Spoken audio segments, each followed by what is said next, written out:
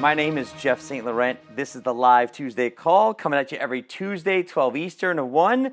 And we got a good crew on the line. We just had some good back and forth banter around the topic today, and that's how and why to define your niche. And we're going to get into that in just a second. I record all of my Live Tuesday calls, put them on my website, sellingcoaching.com, under the university. Please go ahead and check that out there. That's available for you. It's a fantastic resource, if I can say that myself.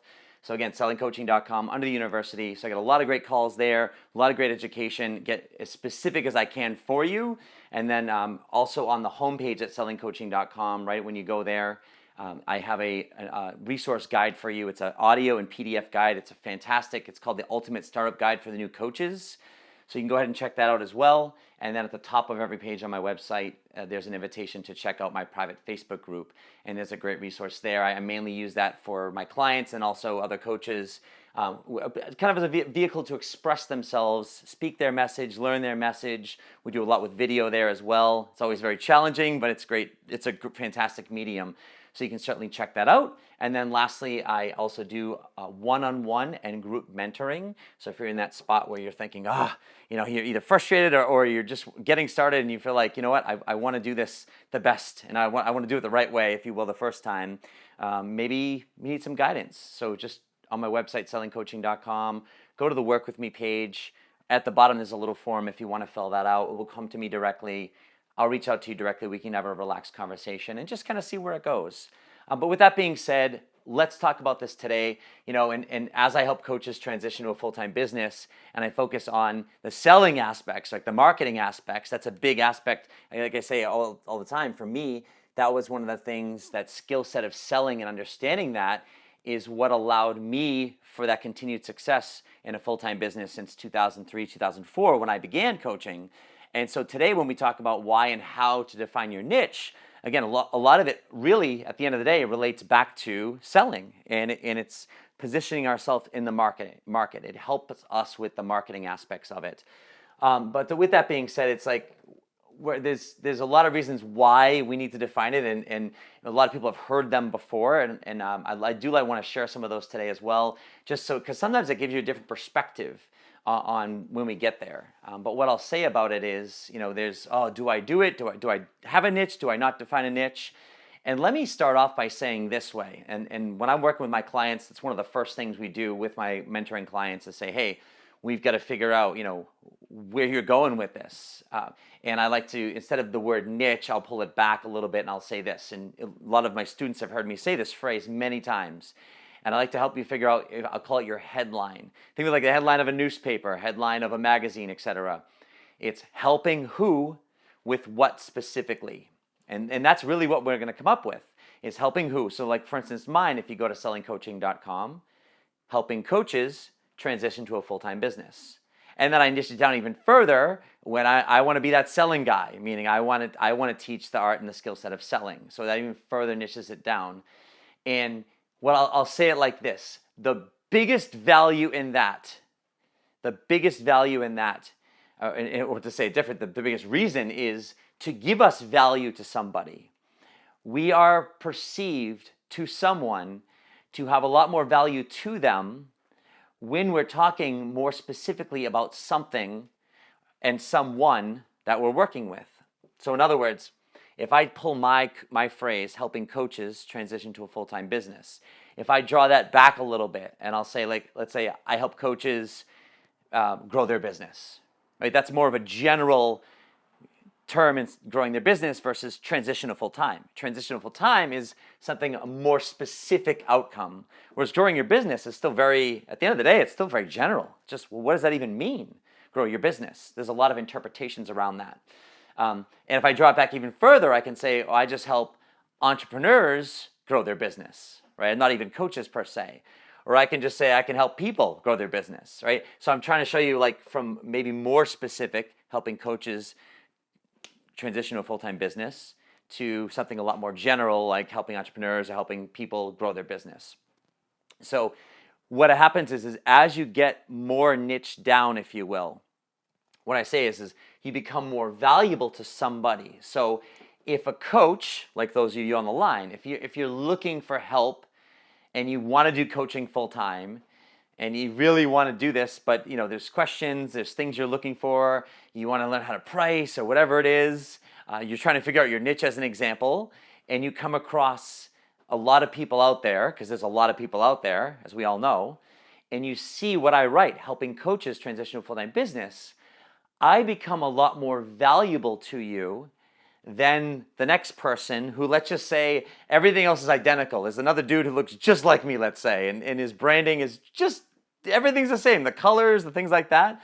But this person, that other person is, let's say, helping entrepreneurs grow their business, and I'm helping coaches transition to a full-time business, right? I become automatically, just in that moment, a lot more valuable to that person, that coach, because I'm saying, hey, I'm helping you with a specific outcome. Now, assuming that's what your specific outcome is that who you are, that's where that value comes in. And that's where, when I talk about this, start this whole thing off, is to say, if there's any reason that you've ever heard, et cetera, in terms of why it's so important, is it really allows someone to see the value in what you do. And I relate that back to selling. All selling is, all buying is, from the other side, if you will, from a customer standpoint, is it's when someone sees a product or service and whatever they're asking for a price, the value's there for them. They see enough value in giving that amount of money to whomever in exchange for this product or service, because it's valuable to them. It's worth it to them. They need it. They want it. The timing's right, and it's there. And when someone is in that position where they read what you're saying and is speaking specifically to them, you become automatically more valuable to them. And that's, if I can say, the number one reason is it gives us that value. Whereas as we get broader, it doesn't mean we can't attract clients, right? So I want you to understand that. It doesn't mean you can't be successful in business if you don't have a niche. It's a really important thing to understand, because you hear it, but it doesn't mean you can't be successful. I did probably the first 9 years of my business without really a niche. I think people saw the niche in me, meaning when I spoke, when I did my things, when I did my emails, when I had my book and things like that. I think people saw and could feel what my niche was, but I was never able to put it into words. I tried, but I couldn't do it.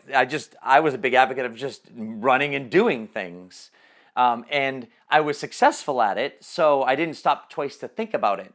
If I wasn't successful at it, if I kept trying and trying, I might have spent a lot more time trying to figure out, okay, well, who am I helping with what specifically? If I even knew that phrase back then. That's my mission now, is because it's to help you with my experiences and to help cut the learning curve as well, and to learn from it. So, in other words, you can be successful without a niche. However, with that being said, when you narrow it down, how about this? It just helps a lot more. It helps a lot more in that sense. And so with that being said, let me tell you this: if you go back to your business model, and when I say your business model, I'll keep it simple and say, you want to identify whether you are going to market yourself primarily online or offline. This is, I'll call it from a business model in that sense, in terms of marketing, all right? So when I say, how do you want to market yourself? Do you see yourself marketing more or exclusively online, like social media, Google, YouTube, any types of platforms like that, but you're doing something virtually? Or do you primarily see yourself offline, meaning I'm doing live speaking engagements, right? That would be the distinction, if I can say it like that. If you're doing live speaking engagements, face-to-face stuff, I'll say this: it would be less important that you really narrow your niche down. I'm not saying don't. Again, I'm not saying don't. I'm saying it's less important, because how you're creating those speaking engagements, how you're setting them up, you're connecting, you're networking, you're using existing contacts, you're meeting new contacts, you're shaking hands, you're on the phone talking to them, you're getting in front of people, and they're hiring you or bringing you in based on either a connection or a topic that you guys come up with, etc. And then you don't have to get in front of them and say, hey, I help coaches transition to a full-time business. you can then just give a talk about whatever, bettering your life, the power of choice, and how it relates to, blah, blah, blah. And what happens is it's not going to really matter what you do, whether you're a life coach and what your headline is, because people are going to get a feel for that, and they're going to get a feel for how you can help them, and they're going to get a feel for who you are and what you do as a coach, not because you're telling them, but because they're experiencing you in those live events. And that's how I operated my business, like I said, for the first 8-9 years. I did primarily, like pretty much everything except for email was face-to-face. I didn't do any social, I wasn't on Facebook at all. I never used it. I never used any social media. I never even did YouTube and stuff like that, right? So I was face-to-face. And so that's from my experience, not only that, and with my experience, but also with other clients that I've worked with as well, it's less important. Though it doesn't mean not to do it. It just means that people are going to see you, they're going to feel you, they're going to do the energy, and you can get clients that way. And you can do that very successfully. Conversely, if you're going to be online primarily, in other words, meaning you're going to primarily market online, and whether it's free or paid advertising, Facebook ads, or just posts and blogs and all that good stuff, video, etc., I would say this. It's vital and very important to have a very specific niche, a very specific headline. In fact, the more specific you are, the better online. And with that being said, I'll say this because I don't want to put a block up for anybody to say, oh, well, you can't be successful if you don't do that, because you can be. There are people that do it. There are people that are super general and that are very successful. However, I don't want you to get caught up, because a lot of the role models that you see, the bigger names, if you will, out there, they can get away with being more general because they're so big, meaning they have a broader audience. They're more well-known. They have, if you will, a name, right? Nike can spend millions of dollars in Times Square on a billboard and just put the Nike swoosh and nothing else. They can do that because it's branding, right? It's a recognizable brand. It just needs to put that in your mind, and therefore it's top of mind. That's it. They don't have to try and sell you anything. They're just trying to stay in front of you, right? When the athletes wear their shirts, they just have a swoosh on it, right? They're trying to stay in front of you. That's all they need to do. It's a recognizable brand. You're not a recognizable brand. You're not a recognizable name. So if you're helping people get happier and live a happier life online, you blend in, right? Online especially is a very, very competitive market. I don't care what you say. I mean, you guys are online, right? Everyone's online. And you see the ads that are out there. You see the people that are out there, especially when you're in a lot of different coaching circles. If you went to a coaching school, if you're in a lot of different coaching groups, etc., you can almost feel inundated with coaches and coaching and people marketing to coaches, because again, those are the circles you're in. The good news is, when you're not in those coaching circles, the average person, they're not inundated with thousands of choices for coaches, right? They might not even know what a coach is, most likely. But with that being said, it is a very competitive market. And to be competitive and to stand out in a very competitive market, it's going to help tremendously. And I want to use those superlatives and those larger, very describing words like tremendously and vital, etc. And you will unequivocally stand out a lot more if you're speaking to more of a specific person. And that's only so that you can stand out. Again, when you're general, you're just going to be washed over. Now, the caveat to that, which can help trump that, is I did a call not too long ago, something called like the IT factor. So if you went to Selling Coaching University on my website, sellingcoaching.com, in the search, and you typed in, IT factor, IT factor, I did a call around that. And that's where, and we all know what that is. We've heard of the IT factor before, and that's something where you stand out, right? There's something about you that stands out. It doesn't mean, it could be a look, it could be an energy, it could be your energy in terms of how you speak or how you carry yourself. It's something that's almost undescribable in some ways. And like I talked about in that call, I do feel you can hone that. Some people, if you will, either they developed or they have something natural about them that's just, if you will, attractive. And I'm not just talking looks, right? It's an energy as well, and even more so an energy than looks. But there's something about that stands out. That's going to be an important piece as well.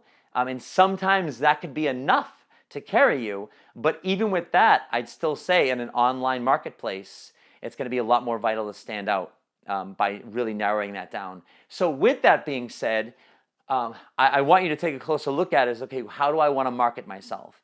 And if you're saying more face to face, I'll be a little. I would be. How about this? As a client of mine, I'd be a little bit more lenient with you and say, okay, yeah, that's great. Let's stay a little bit more general, things like that. If you're online, I would be really pushing you to get a lot more specific. The only other thing we want to think about there too is the circle we're going into. So this gets into, in terms of choosing and deciding on a niche, or that headline, helping who with what specifically. One of the biggest things is start to take a look at, is it's like, well, what circles have I been in my whole life? And even if you're 20 years old or whatever, like, you've been in some circles, right? Maybe you've worked somewhere, you've had friends, etc. But especially as you move on in life, you have different experiences. And I am always a big advocate, and when I'm working with my clients, is to really look and see how we can leverage those experiences, leverage those circles, leverage those contacts. Leverage your fans. Like, you have fans out there. Whether you know it or not, or whether you think of it that way or not, is you have fans, and you want to be able to leverage those people and that influence that you have with them and any experiences you've had with them, and that's going to allow you to start reaching out. And the more you're able to do that, I'll just say like this, the better off you are, because now you at least have some places to start. Like, for instance, when I'm helping clients set up their email database and a structure around that with the email marketing, etc., one of the first things I'll say is, hey, let's get a friends and family list, and let's upload, your friends and family type of thing, and any past contacts. So when we start our emails, you let them know what's going on, but let's start, including them in the mix. And some people are resistant to it at first, but I would say is, like, you never know where your next client's going to come from. You never know where your next speaking engagement is going to come from. So you got to be, if you will, a promoter, right? You got to be a promoter. And some people are like, oh, I'm an introvert. And quite honestly, I'm an introvert, right? But it might not come across that way. But I'm a very private person. I'd rather be alone or with a friend or two, et cetera, than be in a public space. But when it comes to educating and doing this type of stuff, I'm fine getting out there. I'm fine promoting myself. I'm fine. If you notice, I promote from an educational standpoint, right? I don't market hard selling my coaching and things like that. It's like, hey, even earlier in the call, I'm like, hey, you know what? Here's what I'm available for. If you want to reach out, reach out. Here's where I'm at. We can create a relaxed conversation. So it's very soft, but I lead with education. And that's the piece right there is when you start to look at those circles, it's an important piece that can help you decide on a niche or on that headline in terms of helping who. It's like, look at those people. With that being said, one of the things I'll always wonder about with my clients is like, hey, if you've been in circles that you just aren't in anymore because you hate that now, right? Or it's just like you are just so done with whatever it is, that career path or that area, and there's not a piece of you or part of you that wants to be involved with those people, well, that kind of negates everything, because it's like, well, you've got to be passionate about it. You've got to want to help these people. And usually a good barometer for that, I'll say, is like, well, if in helping someone decide on this, is I'll always tell them, I'll say, well, think about it like this. If you had a full clientele, if you had a full client day, full client week, 10, 15 clients, etc., one-on-one and or groups, and you are interacting with these people and you're educating them like I am on these calls, on a daily basis, how would that feel? And aside from getting paid part, right? Because money is great, but it's, especially when you start earning money, it's not the end of the world. It's not everything. It's necessary, right? It's like oxygen, right? It pays for the trip, but it's not going to make you happy, etc. So you've got to be enjoying the people that you're working with. And so I know I asked that question, how do you feel about that? How would you feel about having a full day of this type of person? If the first reaction is, oh my God, no, or it's a little bit unsure, then we might want to start exploring other areas. If you start to think about, oh wow, that would be fun, or oh my God, I would love that, that's when I would consider going down those paths of past circles, etc. Because here's the thing about it is, even a past circle could be experiences that you've gone through. And what I'd urge you to look at in your life is more of your story. One of the things, if you go to my website, for instance, sellingcoaching.com, under the About page, I start with a video and I say, why selling coaching? Like, why I do what I do. A big thing about whether you can actually transition to a full-time business or not is going to come down to not your ability to learn, et cetera, and execute. That has a huge piece of it, obviously. But more importantly, is why you're doing what you're doing. It's the driver behind everything. If we don't have a strong why, it's going to be very hard to get out of a funk. It's going to be very hard to be consistent when, there's a death in the family, or you're just not feeling it, or you're tired, or whatever's coming up. You've got to have a strong why when, your fears are getting to you, the stuff that's in your head, those beliefs, those negative beliefs, if you will, that hold you back and that allow you to be fearful and allow those things to overtake you. If you don't have a strong why to kind of throw up against that, and so in comparison, those fears are kind of like so small, then it's going to be a lot more challenging for you to move forward and create that success. So in tying that back into discovering your why and discovering your headline, if you will, that niche and who you're helping, is start figuring out like what brought you to this space, what brought you to coaching. So a lot of people, they found coaching as a path of a way out of something, or they went through something significant or a big transition in their life, and they sought something. They didn't know what they were seeking, but they were seeking something, and somehow through Google search, through friends, through whatever, they came across coaching and maybe a school, maybe a book, whatever, personal development, whatever your path was, but you were going through something. So take a look at that. To me, that's the best experience in the world, is not like a corporate experience, if you will, right? Or a career experience. Yes, that can contribute to it, but it's like kind of almost like maybe even what's your story with that? And what have you gone through in those highs and lows?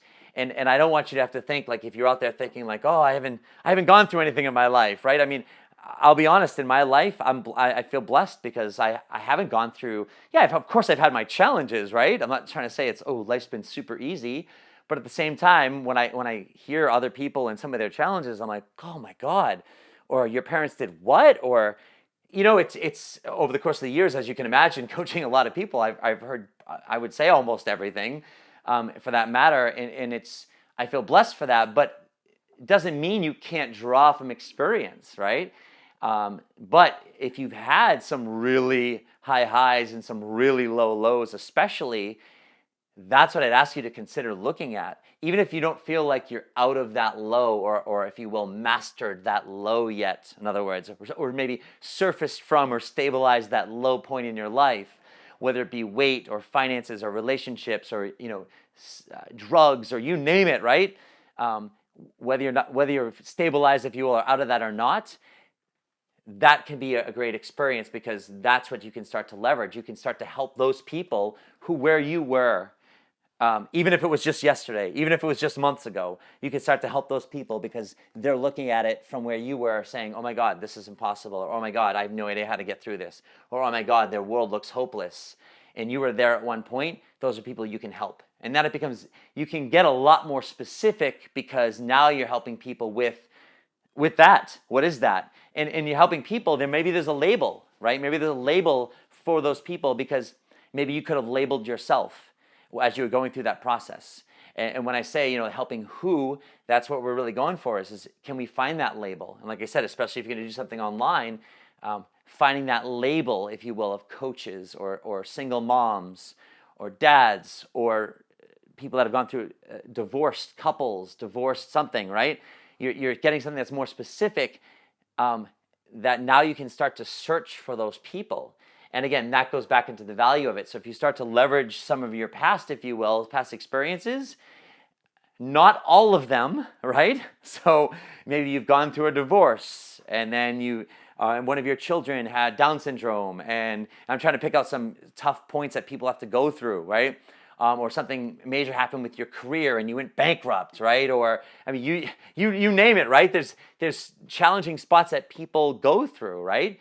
And so you're helping X, Y, and Z, recover from bankruptcy and create a new life, right? You're helping women thrive through divorce and create their next chapter.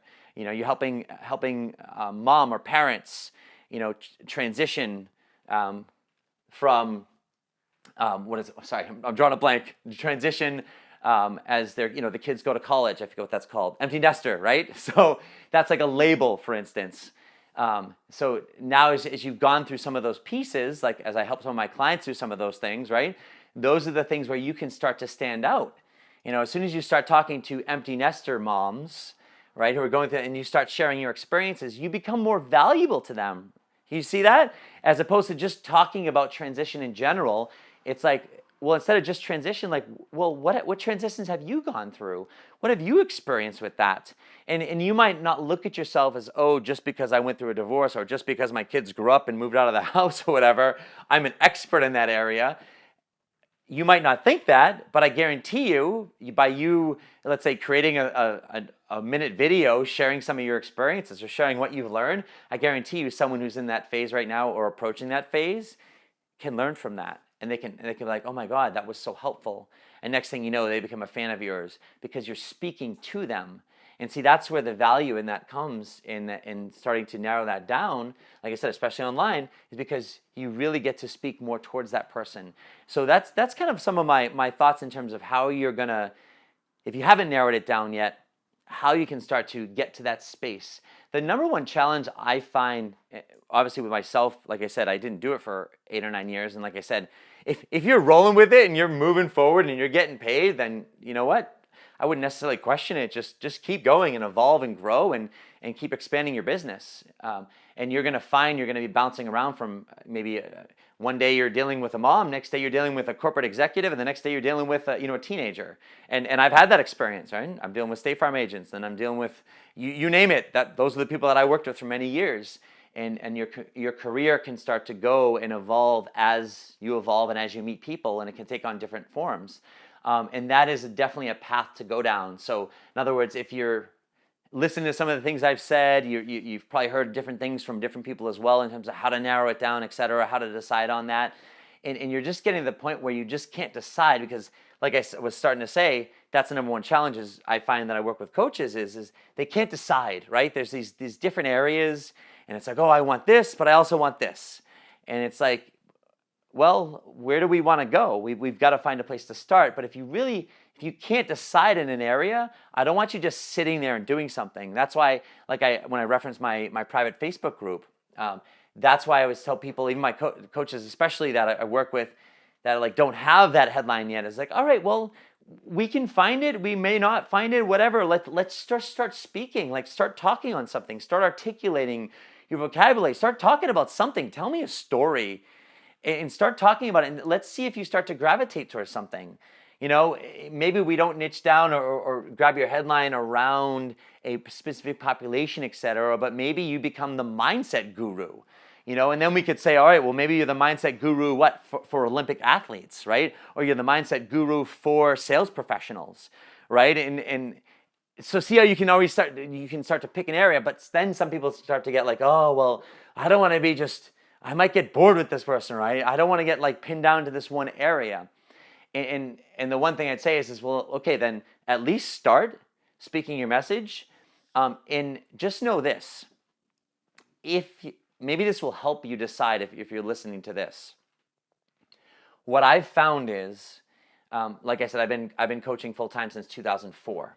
So let's call it what's that? 13 going on 14 years or so roughly.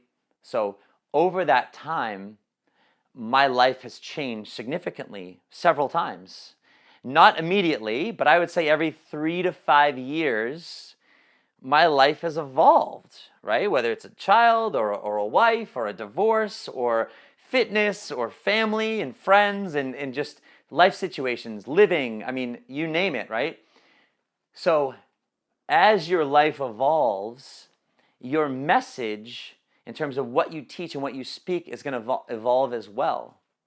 And entrepreneurship is fluid, right? If you look at the brand Kodak, right?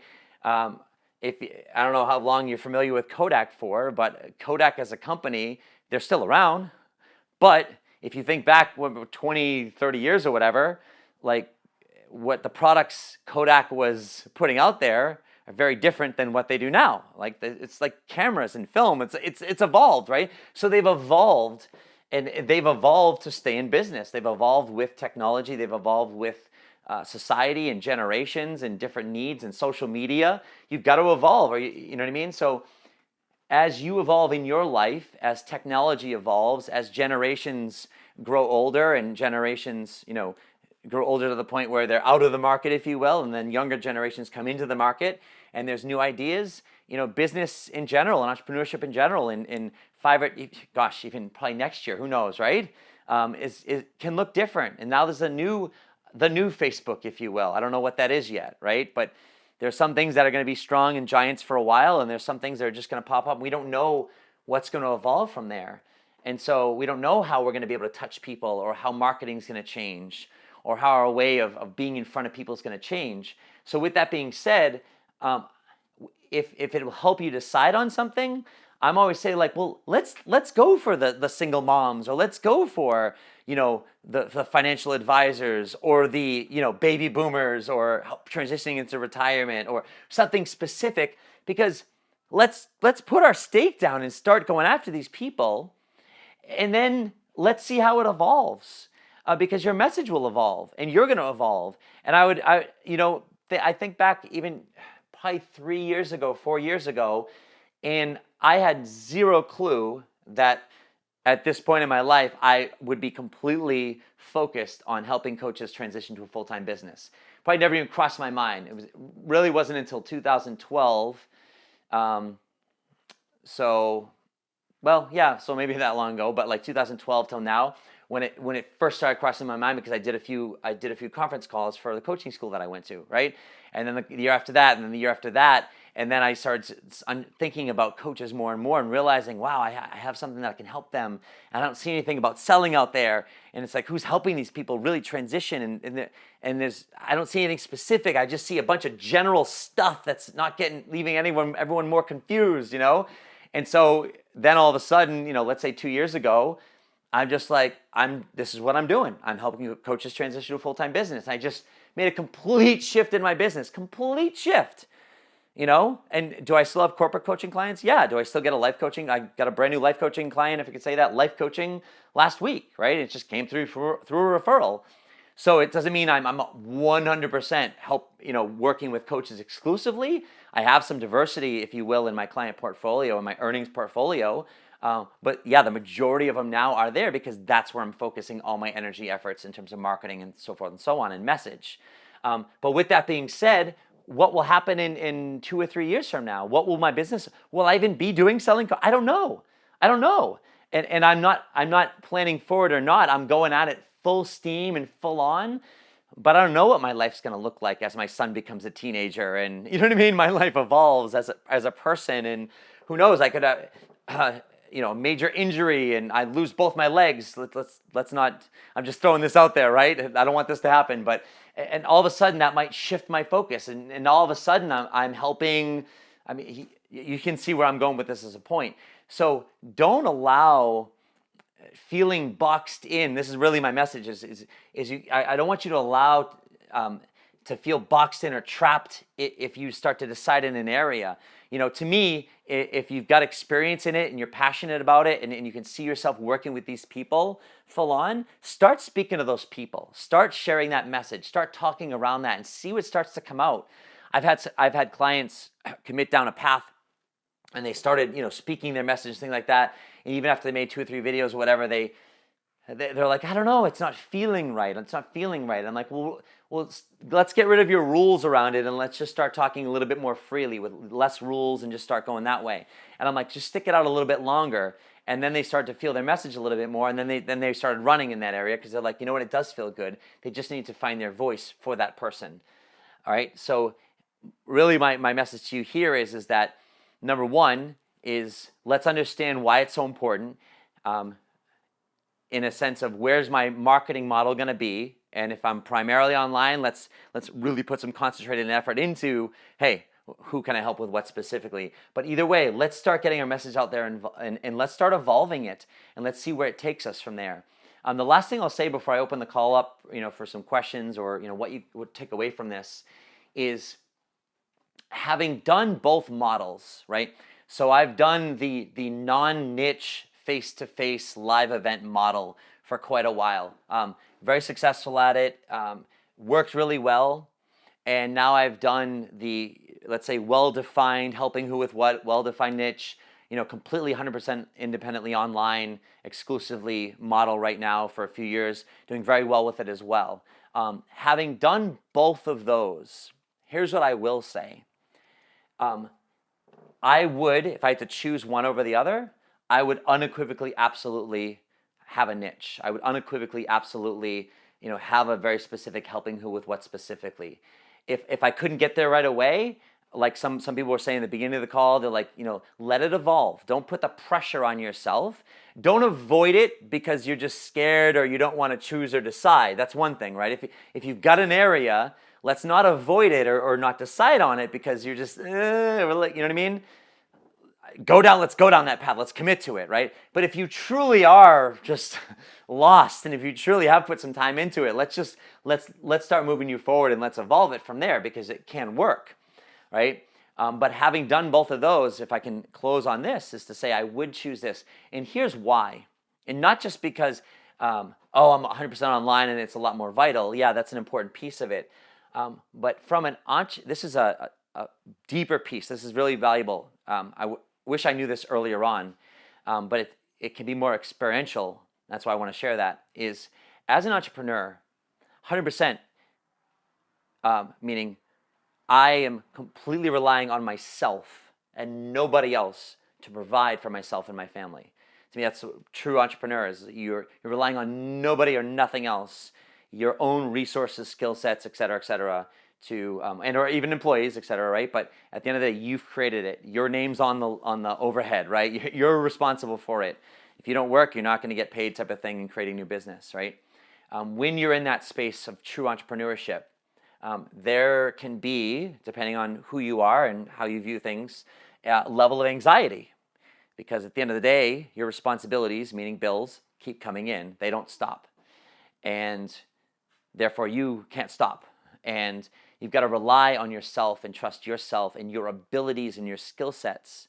That's the biggest thing. You've got to rely on your abilities and your skill sets.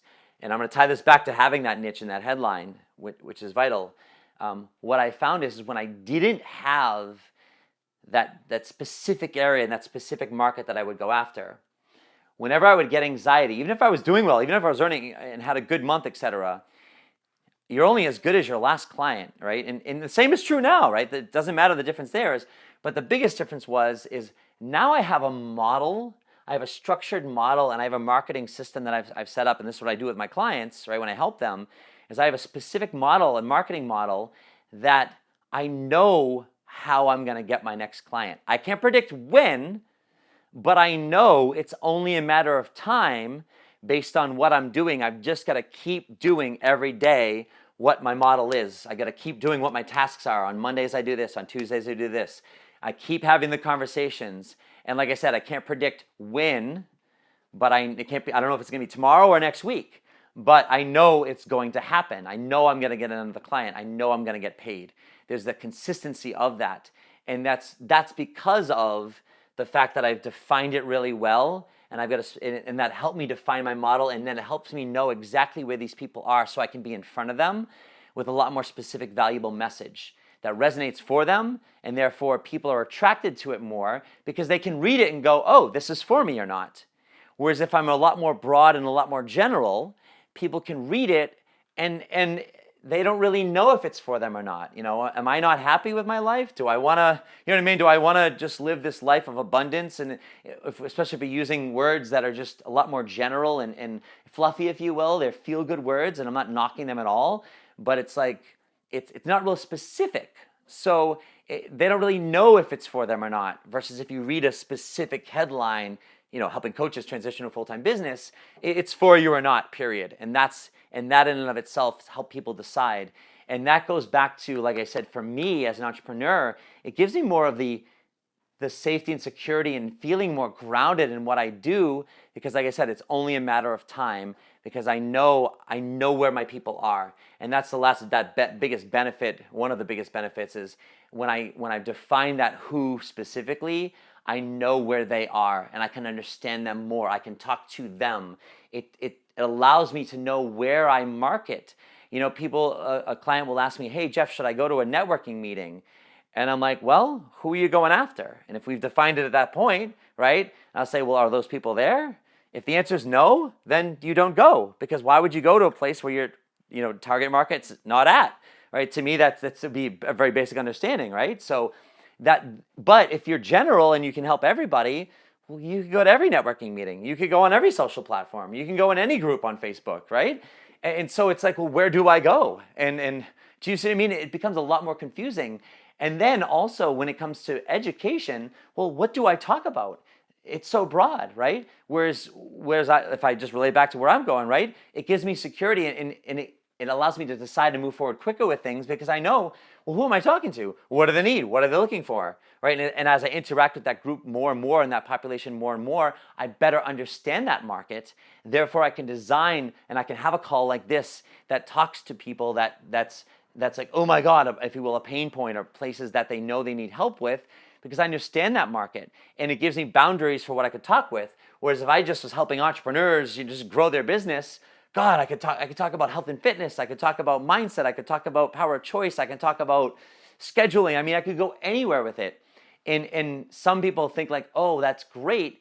But I'll tell you, when you can't decide or when you have such a broad area, you can confuse yourself. And sometimes you can get lost in that. And I remember very vividly having moments where it's just like, I'm like, what the hell am I doing? How am I would get a client and I would have no idea how I got that client. I couldn't duplicate it. Whereas now it's like I can know exactly how I got that client. I can trace it back just one or two steps, whether it's a referral or from a call or from a YouTube channel or from my Facebook ad. And I just go, oh yeah, and then I interacted with them through Messenger and they became my client. So I know what marketing efforts are working and maybe if some aren't at that matter as well. Whereas down the other avenue, where it's less structured and I'm marketing pretty much anywhere to anybody, it was just like, oh, I didn't have that security. And like I said, I tie that back to entrepreneurship is it can be a very scary place, entrepreneurship, because you're just relying on yourself. You know, with a job, you show up. And I'm not saying it's not hard, it's not challenging, all those pieces, but you're going to get a paycheck if you show up and do your work, just enough at least to not get fired, right, in some places. But either way, there's a big difference there. And that's why I wanted to relate that last point. And I feel that's a really big point. And I just share that from my experience of having done it both ways. Yes, I was successful both ways. But it's just, to me, it's that day-to-day just feeling. I've never felt more confident and settled and grounded with my direction with my business as when I've had that clear helping who with what specifically in terms of marketing, in terms of my education, in terms of getting clients and growing my audience and so forth and so on. And so those are just some of the kind of other underwritten things that maybe you haven't heard or people haven't shared with you that I feel like from an entrepreneur standpoint are vital to understand.